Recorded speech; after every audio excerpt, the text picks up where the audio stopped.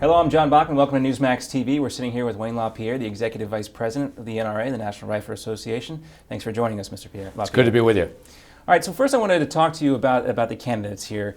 Newt Gingrich or his super PAC, I don't know which, has released some new ads criticizing Mitt Romney for his record on gun control. Are you comfortable with all the candidates and their positions on firearms and the Second Amendment?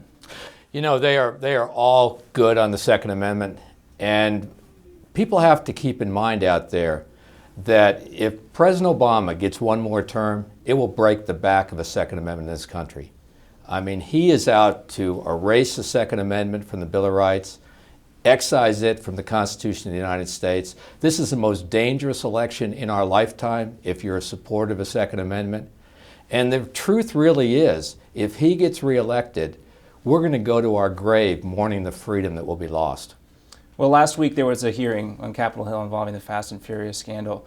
What do you think that the President and Eric Holder are stonewalling here on this issue? Do you think they're really standing in the way of the information getting out there?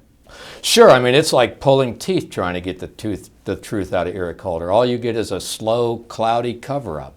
I mean, what they did is they concocted a scheme to make what was not true appear to be true. Namely that the drug cartels in Mexico were getting their guns from the United States in order to pass more gun legislation against lawful American gun owners here in the United States. They had to create the need for that legislation in the United States, so they concocted this scheme to say the Mexican drug cartels are getting them from the U.S.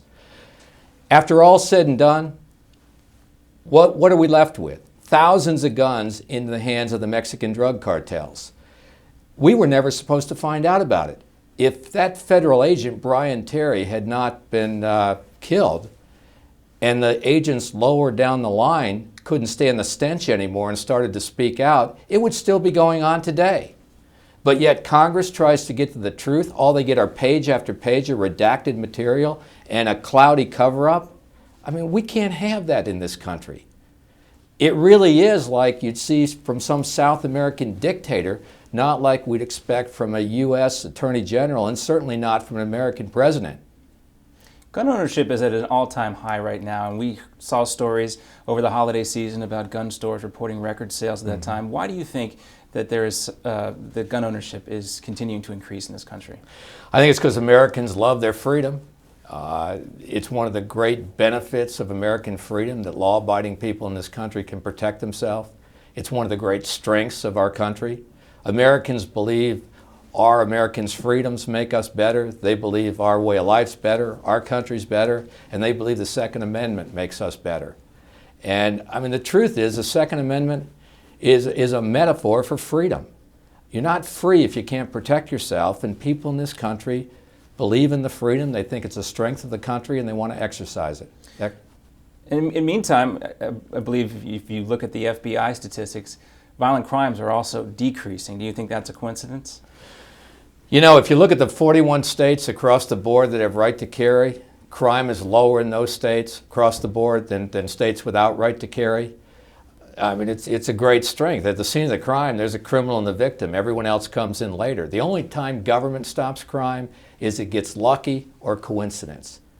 But the fact is, at the scene of the crime, it's the criminal and the victim. You look at all of human society, it's best served when good people can defend themselves.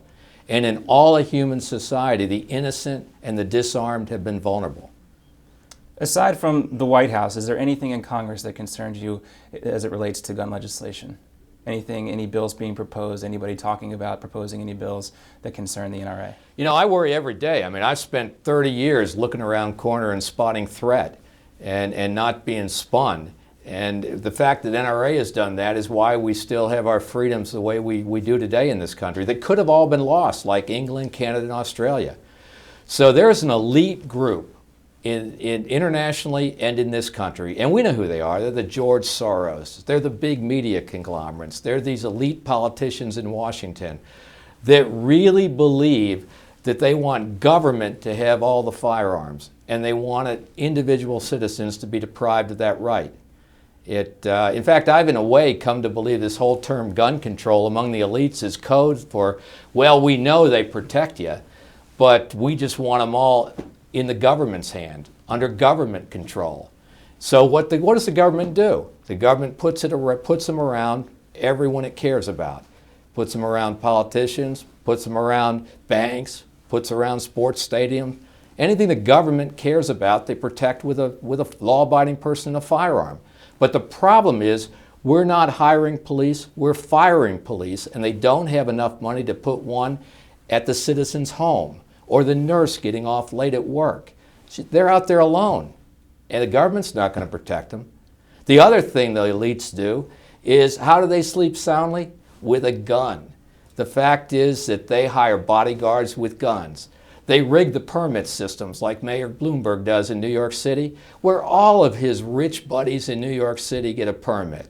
All the judges, all the sports stars, all the Wall Street people. If you're rich and famous in New York, Mayor Bloomberg's system gives you a permit. But if you're the average citizen in the Bronx or the Queens, where you most need personal protection, you're flat out of luck. All right. Mr. Wayne LaPierre, Executive Vice President of the NRA, thanks for talking to us. Hey, thanks. Appreciate it.